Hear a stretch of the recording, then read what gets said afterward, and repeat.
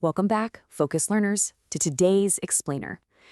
Right at this very second, you are almost certainly looking through, touching, or completely relying on the subject of today's deep dive. We're talking about glass. We're going to trace how a totally random 9,000-year-old accident on a sandy beach evolved into, honestly, one of the most highly complex and deeply rigorous material sciences we have in the modern world. It is a wild ride, so buckle up.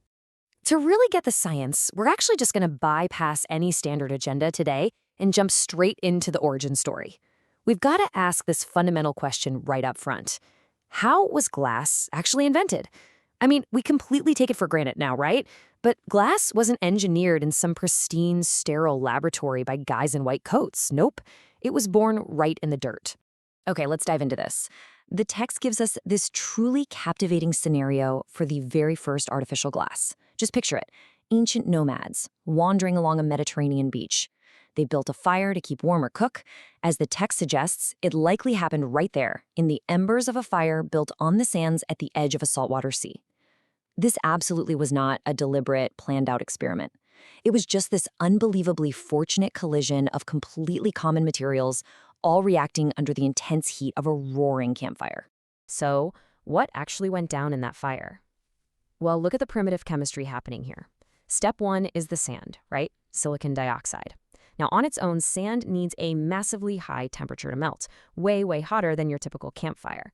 But here is the sheer genius of the accident. You have step two, sea salt from the beach, and step three, calcium oxide from animal bones that were just left in the embers. When these mixed with the sand, they acted as what chemists call a flux. This crude, totally accidental recipe lowered the melting point of the sand just enough, literally just enough, so that a rough, low-quality glass could actually form right there in the fire pit. It's like a prehistoric magic trick. Tracing this timeline, it's pretty incredible. We actually have evidence of Egyptian glass dating all the way back to 7,000 BC. After that initial campfire discovery, early humans realized this weird translucent rock they found in the ashes was, well, pretty useful. At first, they kept it simple, just crafting basic beads or chipping it into sharp tools, but eventually they started actual manufacturing. And the way they did it was wild. To make the very first bottles, they would literally wind ribbons of molten glass around a mold made entirely of compacted sand. Once the glass cooled down, they had to physically scrape all that sand out from the inside, which left them with this hollow, lopsided container with super rough walls. And this brilliantly illustrates the massive leap from those ancient, rough sand molds to the immense scientific rigor we have today. This brings us right to the modern era, specifically J.E. Shelby's definitive textbook, Introduction to Glass Science and Technology. We are going to use the exact structure of this very text to see exactly how we got from crude little beads to the highly engineered materials that are literally powering our modern world right now. But before we get totally lost in the heavy chemistry, it's really worth noting how Shelby approaches teaching this stuff. He designed this material specifically for a single semester course at the New York State College of Ceramics at Alfred University. He's very explicit about his pedagogical map here. The whole goal, to prevent overwhelming the student with crazy advanced level physics right out of the gate. It's a very deliberate, highly structured journey. Think of this as stepping into uncharted scientific territory. And we've got our map. Step one covers the definition and history. Step two gets into formation and structure. Step three tackles properties. And finally, step four explores manufacturing methods. We're going to zoom right into step two now because, honestly, this is where the textbook drops a bit of a bombshell. Section 1, The Microstructure Secret. Subtitle, Phase Separation and Crystallization. Now, pay attention here, because this is the secret ingredient that elevates this specific textbook from just your standard run-of-the-mill overview into a truly cutting-edge guide for modern scientists.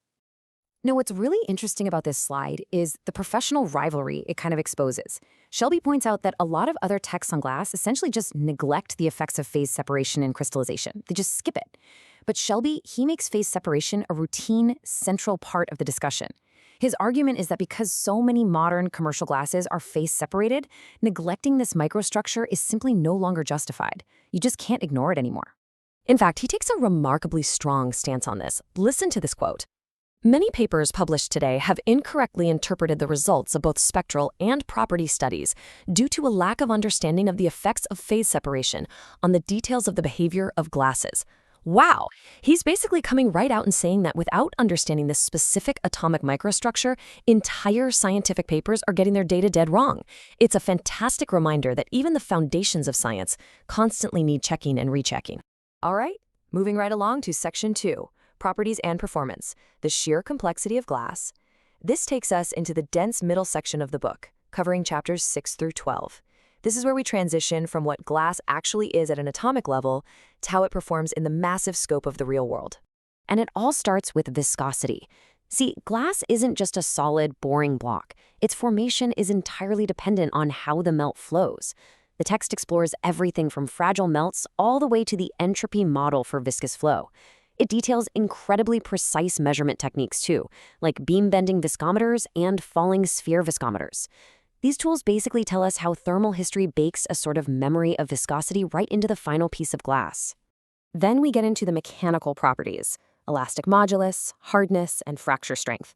What I absolutely love here is that the text actually distinguishes between the theoretical strength of glasses, which is staggeringly high, and the practical strength of glasses out in the real world. The practical strength is much, much lower, and that's entirely due to microscopic surface flaws. The book even teaches you how to trace where those flaws came from and how to systematically remove them. And of course, we can't forget the optical properties. I mean, this is the very reason we use glass for lenses and windows. The source breaks down exactly how light interacts with the atomic network. It covers the refractive index and dispersion, sure, but it also explores these fascinating boundaries like ultraviolet absorption and what's known as the multiphonon edge in infrared absorption. That's actually the secret reason certain glasses can block heat but still let in light. So it's not just a clear rock, it's a highly tuned optical filter. So the crucial point is, how do scientists actually measure all of this? Well, they use the exact analytical tools mapped out right here. They use enthalpy and temperature diagrams to visualize the precise split-second moment a cooling liquid decides whether it's going to become an amorphous glass or an ordered crystal. They use differential scanning calorimeters to measure heat flow, and they calculate fictive temperatures, which is basically the temperature at which the liquid structure is essentially frozen into the glassy state. These tools are pretty much the ultimate lie detectors for a glass melt. Section 3. Modern Glass Technology. Chapters 13 and 14. Reaping the Rewards of Science. All of this intense thermal analysis culminates right here. This is exactly where the atomic theory transforms into the very screen you are looking at right now. Let's move to and see how this builds into highly specialized applications.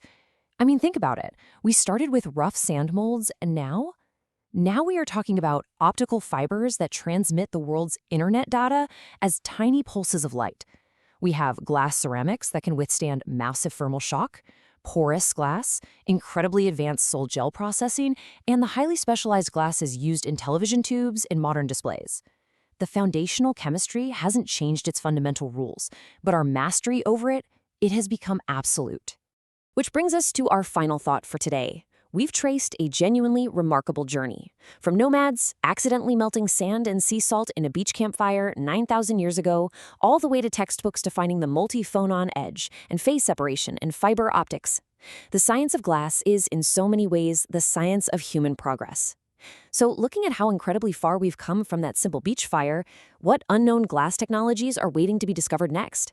What hidden properties are currently just sitting in a melt, waiting for the exact right thermal history to unlock them? Keep that question in mind the very next time you look through a window. Thank you so much for joining me on this explainer, and as always, stay curious.